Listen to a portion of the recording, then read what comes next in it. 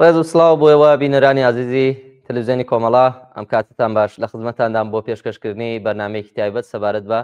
سزای ئەعدام بەگشتی و هەڵوەشانەوەی حکمی ئەعدامی شەریفە محەممەدی و ژمارەیەکی تر لە زیندانیانی محکوم بە ئێعدام. لە دنیای ئەمڕۆدا سزای ئەعدام وەک یەکێک لەو دیاردانە باژمار دێت کە زۆرترین قسە و باسی لەبارەوە دەکرێت و بۆتە کێشەواستەنگێکی گەورە بۆ بابەتی حقوقی و ئەخلاقی. لە حاڵێکدا کە ژمارەیەکی زۆر لە وڵاتانی دنیا ئەم سزایەیان هەڵوەشاندوتەوە، کۆماری ئیسلامی بەڵام هەروە لە ڕیزبەندی سێ وڵاتی دنیادا جێ دەگرێت کە لەباری ژمارەی زۆری ئەعدامەکانەوە ڕیزبەندی کراون. ئەمەش خۆی ئەو پەڕی درڕندەی و توندوتیژی دەوڵەتی و یاسایی نیشان دەدات. بۆ قسەکردن لەسەر ئەم بابەتە داوامان لە بەڕێز هاوڕێ وریا ئەحمەدی ئەندامی کۆمیتەی ناوەندەی کۆمەڵە کردووە کە لە بەردامەی ئەمڕۆماندا بەشدار بێت و چەند پرسیارێکی لەم بارەوە ئاراستە بکەین. چینە لای هاوڕێ وریا. هاوڕێ وریام کاتت باش و زۆر سپاس بۆ ئامادەبوونتان. زۆر ڕێز و سڵاوم هەیە بۆ ئێوە و بۆ بینەرانی خۆشەویستی تلڤیزیۆنی کۆمەڵەمان دوونە. زۆر سپاس بۆ بەڕێستان هاوڕێ وریا. لە سەرەتای پرسیارەکانمەوە بەوە دەست پێکەم کە بفەرمونون مێژووی سزای ئەعدام بۆ کێ گەڕێتەوە و فەلسەفەی پشت ئەم کردەوە نامرۆڤانەیە چییە و چۆن پاساودراوە تا ئێستا؟ سزای ئەعدام تاریخێکی بەداخەوە دوور و درێژی هەیە. لە کاتێکەوە ئێمسان حاکم بوو بەسەر ئێمسانە، لەو کاتەوە کە ئێمسان پێوا بوو ئەبێ دەسەڵاتی بێ بەسەر جەماوەرە و بۆ حفزکردن دەسەڵاتەکەی خۆی ئەوایە کارهایەکی بکردایە. یەکی لەو کارانەی کە بۆ حفز دەسەڵات هەمیشە دایم کردویانە کوشتن و بڕین و ئەعدام بووە. یعنی لە دەوران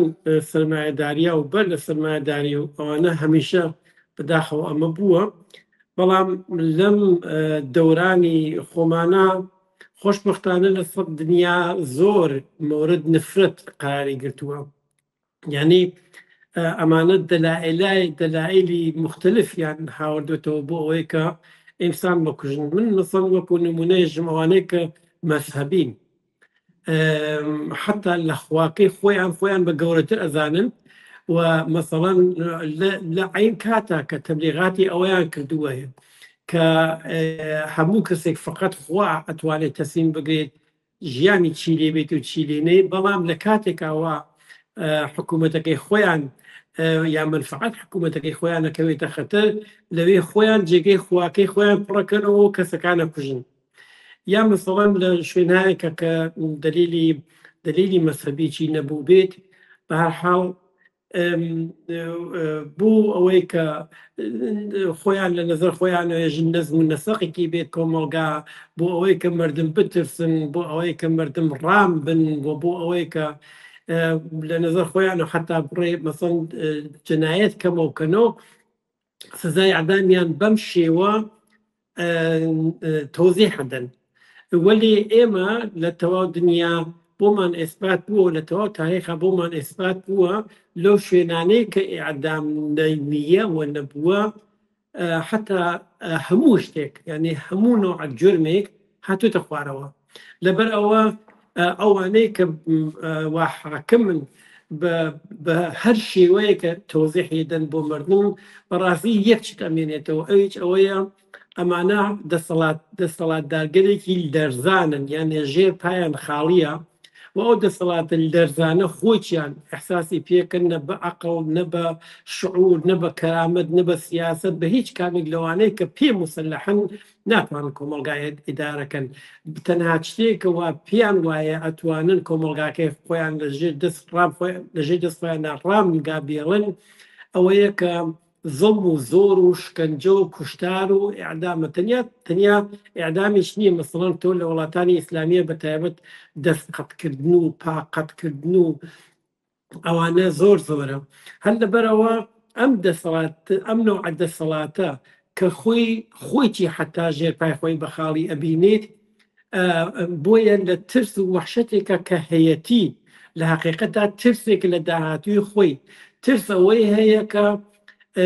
حکوومەتەکەی نەتوانێت ئیدارەکە، ترس لەوەی هەیە حکوومەتەکەی نەتوانێت ئیدامە بدات، ترس لەوەی هەیە کە ئەگەر یەک زەڕە کۆتابین هەر هەمویان ئەکەونە ژێرپای خەڵکەوە چونکو مردم نفرەتی لیان هەیە. ئەمانە ئەو نوع دەسەڵاتانن کە متەوەسڵ ئەبن بە کوشتن ئینسان. لە حقیقەتە خودی کوشتنی کەسەکە، یعنی ئەو کەسێک کە ئەکوژێت، ئەوە زۆر مۆزوعەتی نییە، لەبەرەوە هەر کەسێک کە قەرار بی لە تەریقەمانەوە بکوژرگێت کەسانێکن کە ئەسیرن و هەنگ دەست خۆیانە، یعنی کەسێک کە ئەسیرەوە بەبێ ئیجازەی ئەوان نەئەتوانێت نانخوا، نەئەتوانێت ئاو بخوا، نەئەتوانێت بخەوێت، نەئەتوانێت چێدە دەستشوی، هیچ دەسەڵاتێکی نییە. بنابەرین خەتەرێکیش بۆمان دروست ناکە. ئەوان بۆ ئەوە نییە خەتەر ئەو کەسە کەمەوەکەنن لەسەر خۆیان، ئەوان خەڵکی پێ ئەترسێنن و ئەوە شتێکە کە منفعەتی لێبن، ترس و وحشەت ایجادکردن لەو تەریقەوە. ئەگەر تەوەجۆتان کردووی حکوومەتایەکی مەسەڵەن ئەوانەی کە زۆر لەرزانترن و زۆر وحشیترن وەکو جمهوری ئیسلامی حتا لە مەلە عامە ئەیکەن، یعنی هیچ دلیلێکی نییە تۆ مەسەڵەن حکم ئیعدام بیت کەسێک بیری لە بەلە عامە بیکوژیت. بەڵام ئەوانەی تێرن مەسەڵەن ئیسە لە ماخرانە خۆشبەختانە مردمی ئیجازەیان پێ نادەن، ولی ئێمە ساڵهای ساڵ شاید ئەوە بووین لە تارانە لە وڵات لە شارە مختلفەکان ئێرانە کەسیانە هاوڵ بە جێرسەقیلی هەڵیانەواسی و کەسیان بەکری ئەگرت بۆ ئەو هەڵواسینە چەپیان بۆ لێ بدات.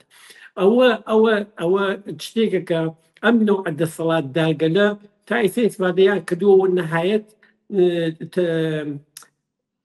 نهایەت ینی ئەو هەدەفەی کە هەیەە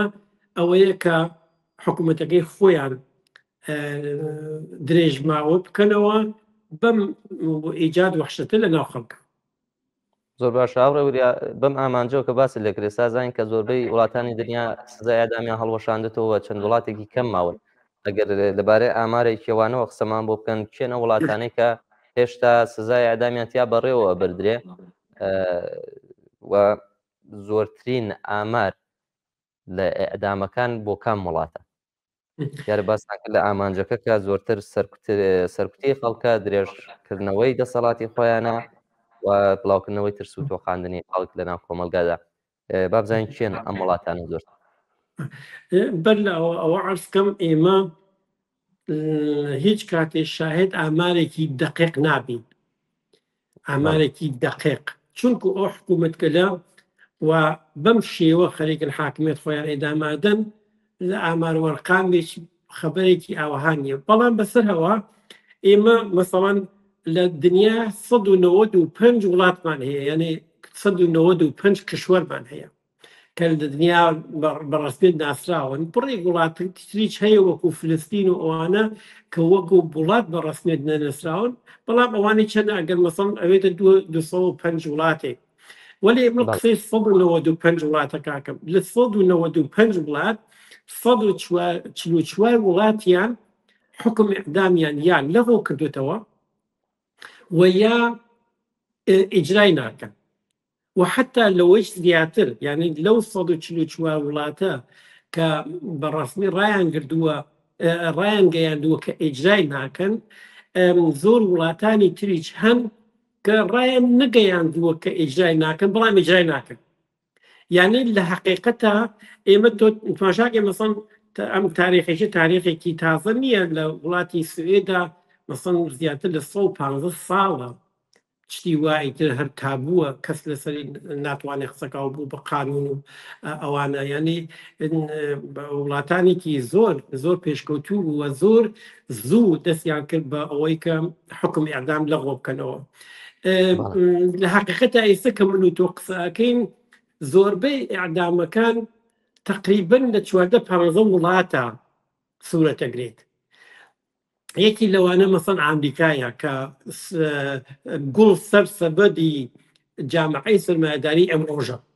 کە لێنا مەسەڵەن حتا دیقە و سەعات و شێوەی ئیعدامەکەش دیاریەکەن، یعنی شێوەی ئیعدامەکە بەر لە ئەوە لە تەلەڤیزیۆن و لە ڕۆژنامەکانە ئەینووسن کە کەسەکە ئایا بە دەرزی ئەکوژن، سەعات و دیقەکەی هەمووی دیاریەکەن.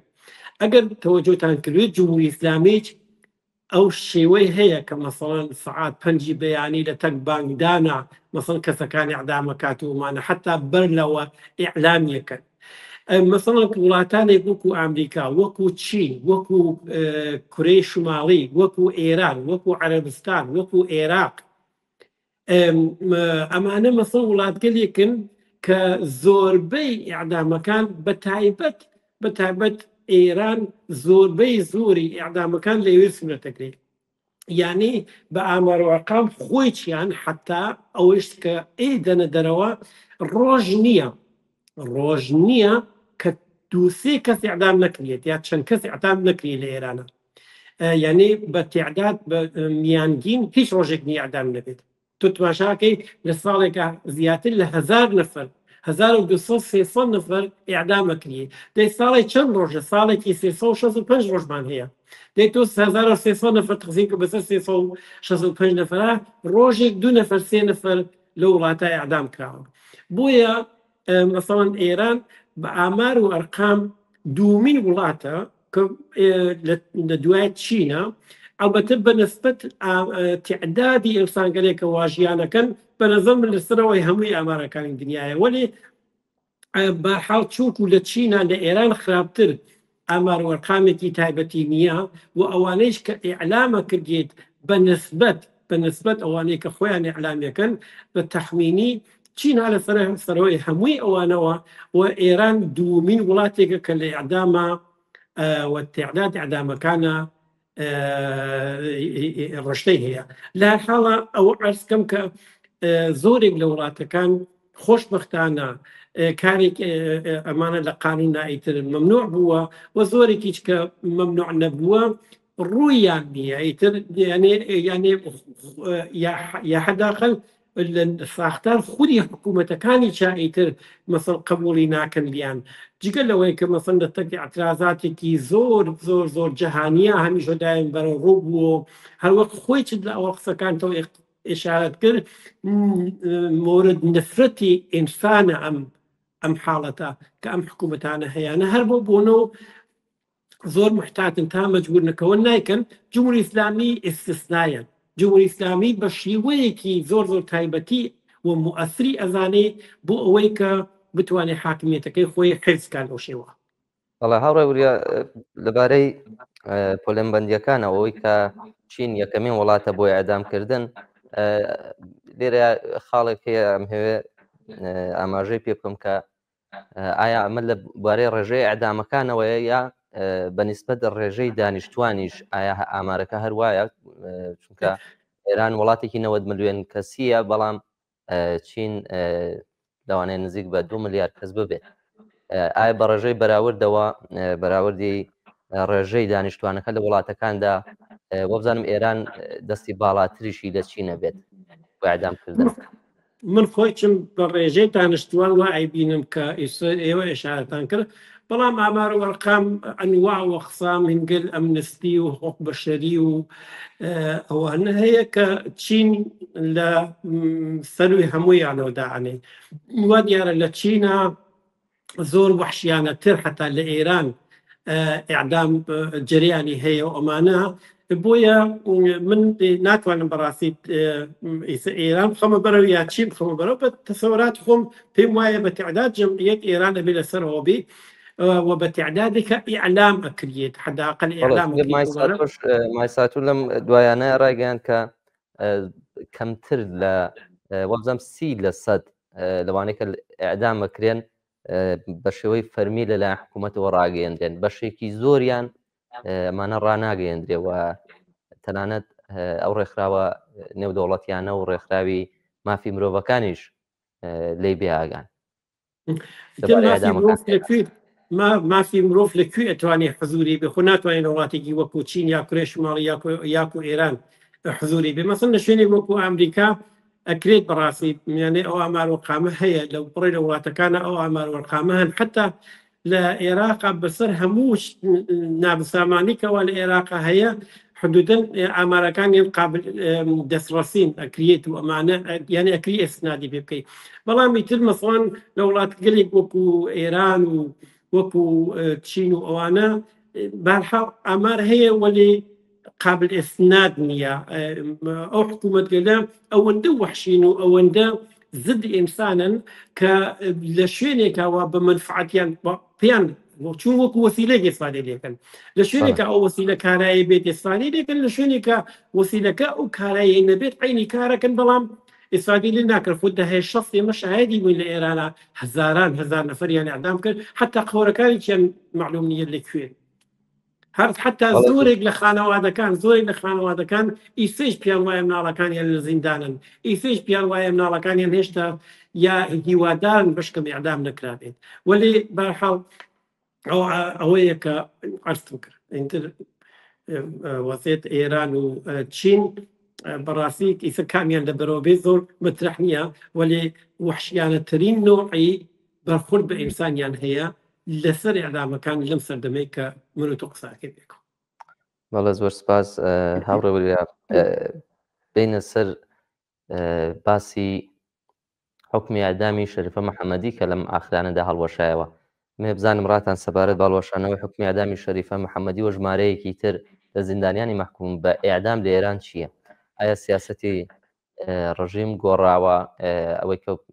وتان لە شوێنەکە ئەگەر پێویست بێ بەکاری دێنە لە بازە شوێنەکە هەز بە خەتەر بکە ئیسفادە لەوە ناکە ئایا لە ژێر گوشاردا ئەو هەنگاوی ناوەمە لە حاڵێکدا کە لەم چەند مانگەی ڕابردوودا خۆتان ئاماژتان پێکرد هەموو ڕۆژێ خەڵک لە سێدارادرا و بە لێشاو خەڵکی ئیعدامەکەوە لەو نێوانەیە حکمی ئیعدامی شەریفە محەممەدی بە خۆشحاڵیەوە لەگەڵ ژمارەیەکی تر لە زیندانیانی مەحکوم بە ئیعدام ڕاگیراوە ئەمان هەیە لێرەدا باسی بکەینەوە سەبارەت بە گوشاری کۆمەلگای مەدەنی ڕێکخراوەکان و ئەو خەباتێکە لە دژی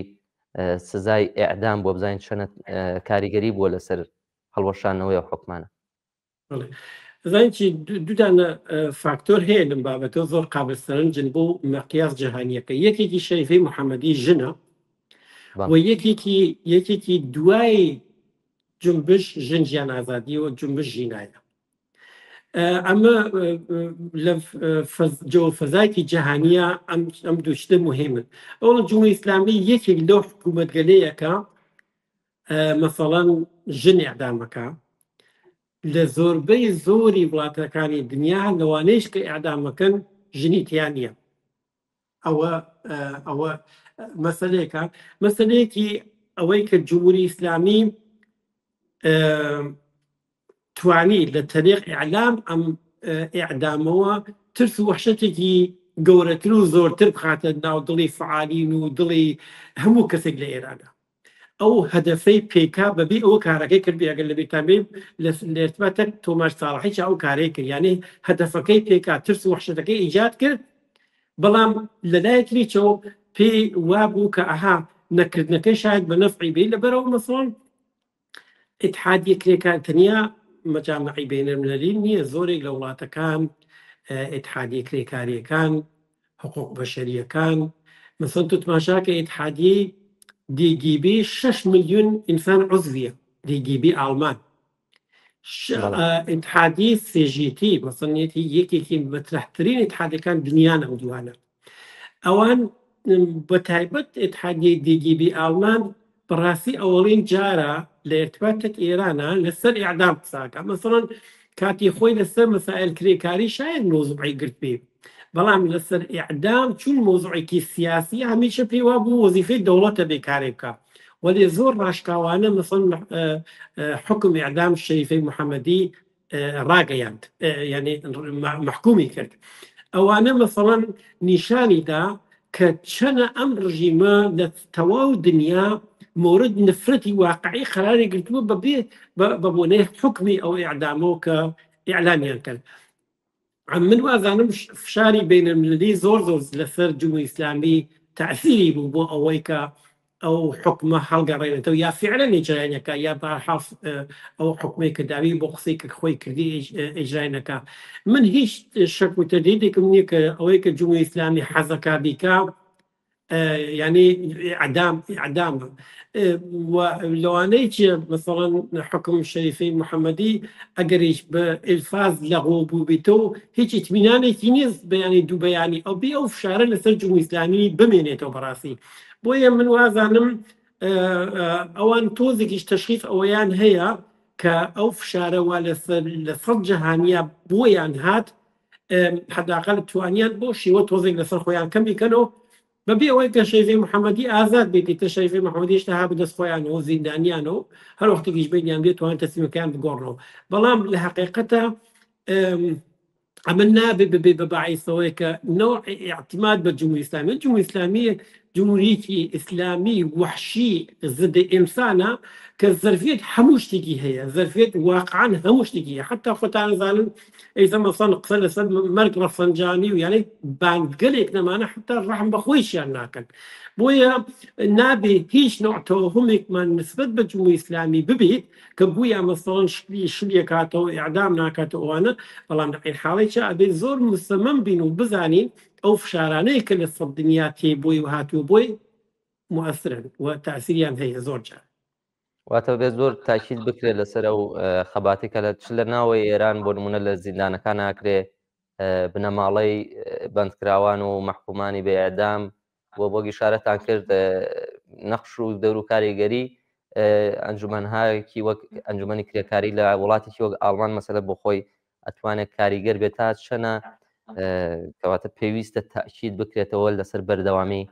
ئەم خەباتە بەڕایەوە ئەزانین چی لە تەواو دنیا ئەگەر تماشا بکەی هیچ شتێک بەبێ مبارزەی ئینسانی و بەبێ قوربانیدان و بەبێ ئەوە جەماعەتێکی زۆر تەلاشیان کرد بێ دروست نەبووە و ئەمەش دانەی لەوانەیە ئەمەش قۆناغێک لەوانەیە ئێمە ئەگەر بتوانین لە ئێرانە جمهوری ئیسلامی لا ببین مطمئن بە نەکتە لە وڵاتی ئێران لە زۆرێک لە وڵاتەکانی تریش حکومی ئەعدام نامێت ئەوە مطمئنم فقط بە شەرتێکە ئەم حکوومەتە لە تەریق ئینسانەوە یعنی ئەو کەسانەیە کە حکوومەتێکی ئینسانیان ئەوێت و جەنایەت کەم ئەیانەوێت جەنایەت کەمەوە بێتەوە لا بچێت بەنابەرئین زۆر زۆر زۆر ضروریە لە تەواو تاریخا بینیومانە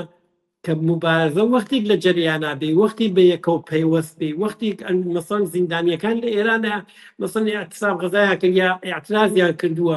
لەناو مەسەڵەن چەندین وڵاتە لە ناو پارلەمانەکانە جێک بێتەوە قسە و باسی لەسەرەکەن لە ناو زۆربەی حزب سیاسیەکانەوە بەتایبەت ئەحزابی چەپی دنیا قسەی لەسەرەکەن و لە زۆرێک لە خیابانەکانە تۆ نیروی ئەبینیتەوە لە تەواو دنیا کە مردم ئەچن دفاعیان لێکەن ئەوە بە ئێزافەی خانەوادەکان خۆیان تواشاکە بە ئێزافەی اعتراض معلمان تواشاکە بە ئێزافەی کرێکارانی پێی ئیزافەکە دانەژوانی پێی ئیزافەکە جنبش کوردستانی پێی ئیزافەکە ئەمە کەم نییە